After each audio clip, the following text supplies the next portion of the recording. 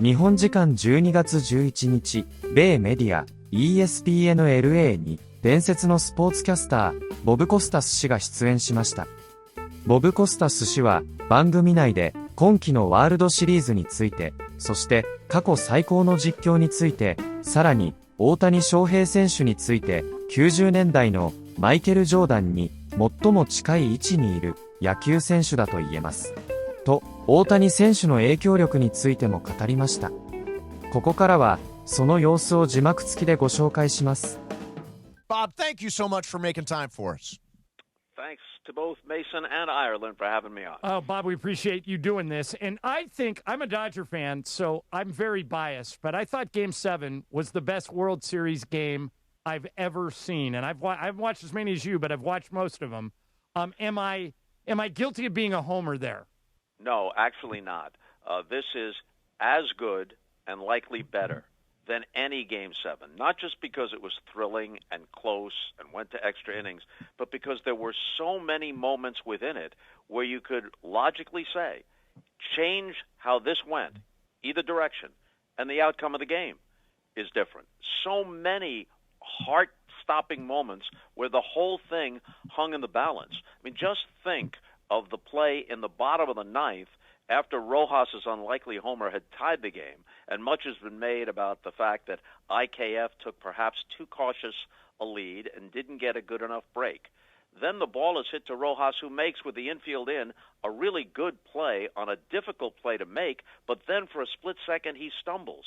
His heart must have been in his throat. Then it would have been irrelevant if he hadn't righted himself that IKF didn't have a good lead. He would have scored easily. But not only does he right himself, he makes a very good throw under the circumstances. He's off balance. Now Will Smith has to reach like a first baseman for it, and he has the presence of mind to know that his heel might have come off the plate, and he puts it back down a millisecond before IKF slides in. And some have said since it was a force play, there was no need for him to slide. He could have run through the bag through the plate like you do at first base. But then on top of that, it was close enough to be reviewed. Of course the Blue Jays asked for a review. You could have had the seventh game of the World Series end on a replay review, which would have been utterly bizarre. Utterly bizarre. And then after the Will Smith, and on the very next pitch, Clement hits one toward the wall, and we know what happened with Hernandez and Paez. Considering the circumstances, as Tom Verducci says, and few people are as knowledgeable as Tom about every aspect of baseball, including its history, he believes that under the circumstances, yes, it was a great catch, and there have been others that were as great or perhaps even greater in terms of what was required to make the catch. But considering what was at stake, the entire World Series on that play, he thinks it's the greatest catch in World Series history, and all of this happens within a matter of moments, and we barely scrape the surface of all the other things within that game that not only could have affected the outcome, but provide one of the things that makes baseball so great, debate about what if. Should they have pulled this guy? Should they have brought this guy in here? We could be talking about this not just throughout the offseason, through the history of baseball. They'll be talking about this game. Bob, and the whole World Series, I'll stop talking in a second. That's okay. It isn't just that the seventh game was so great. You had two other games that were epic. Think of the way Game 6 ended with the Hernandez throw to Rojas on the little blooper. I think Varsho hit it. If that ball drops, they tie the game, and maybe they win the game right there, and it's over in 6. And then you have the 18-inning game in Game 3 ending on the Freeman walk-off. I mean, this World Series was insanely great. Bob, just because I know you're doing a lot of interviews for this, we had Miguel Rojas on after the World Series, and he told us he can't watch that play, the one where you said his heart might beat.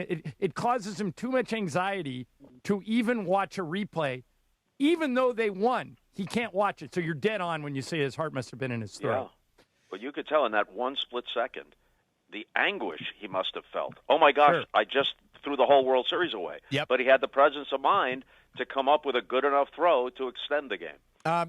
It follows in a great tradition of, like, unlikely World Series heroes, like Miguel Rojas. Now, and it's a game of moments, and there were lots of individual moments there, the Paez catch, the play at home plate, all that stuff. But for me, the one that just took my breath away was Miguel Rojas yanking that ball to left field. and tying the game. Where does that rank in terms of World Series home runs? It's way up there. As you said, there have been other unlikely heroes. I go back quite a long ways. Al Weiss for the Mets in the '69 World Series, but the Mets won in 5, and that home run came in the middle of the game. It didn't come with everything at stake, just 2 outs removed from the season and the series ending for the Dodgers. I can't think of someone that fits the bill of A, unlikely character to be a hero, but also the importance of the moment. Hal Smith in the epic 7th game of the 1960 World Series, which is remembered for Bill Mazeroski's home run that won it in the bottom of the 9th. But in the bottom of the 8th, the Pirates were down 7-6, and Hal Smith, whose name would never have appeared in anything other than agate type before or after that in his entire career, hits a 3-run home run and puts the Pirates up 9-7. Now, the Yankees scored 2 in the top of the 9th. That set the stage for Mazeroski. The modern analytics have this win probability added. Yep. And supposedly that home run by Hal Smith created the greatest swing in win probability added from defeat to what looked like victory, at least in the moment. But, okay, that's 1960. Yeah. And it was in black and white. And I was only 8, so my recollection of it may not be perfect, but I think it's pretty right on. I don't think you can put anything ahead of Rojas if you're combining unlikely hero with the import of what he did.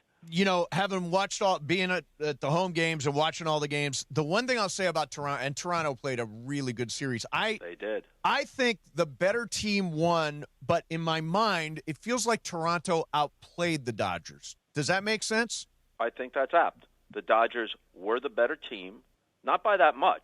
I mean, Toronto, because it's Canada and perhaps American fans, not North American fans, but U.S. fans, underrated them. I didn't underrate them. I was asked before the series started, and I said if they can win one of the first 2 games in Toronto, I think this series has a good chance to go at least 6 and possibly 7. But, yes, the Dodgers overall were the better team, but actually the Blue Jays played better throughout the series. They did more things right than the Dodgers did, but the Dodgers did enough things right to win it. Yeah. Bob, last thing for me, you've had an incredible career, and it's as this special tomorrow will indicate. But I was thinking about something. If I came to you and said, I'm going to put one thing in a time capsule from your career that in 200 years from now we're going to show people this is Bob Costas at his best. It can be from the Later Show. I love the Later Show. I think about the Mary Lou Henner interview, which I still watch, which was hilarious. I think about all the Olympics. I love the Olympics you did. People forget you were the voice of the NBA very briefly. You've done play-by-play baseball.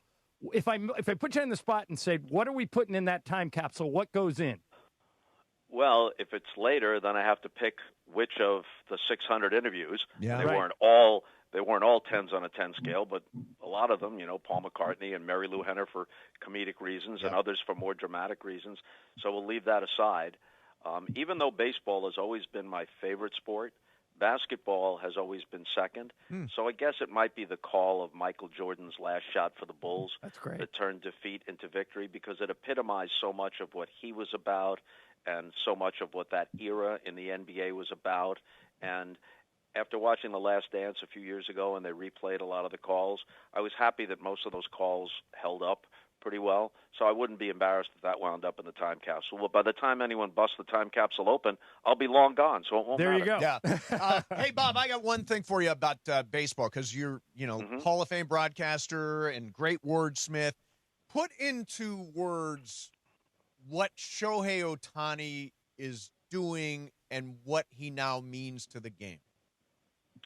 He is as close in his meaning and impact on the game and expanding its popularity, as close as any baseball player has ever been to what Michael Jordan was in the 90s. The old joke then was the other team should chip in and pay his salary. It shouldn't be just the Bulls, because he's not just helping the Bulls, he's helping the NBA. And he helped it expand globally by being the most noticeable part, the most celebrated part of the Dream Team in '92 in Barcelona, and all the marketing and everything else.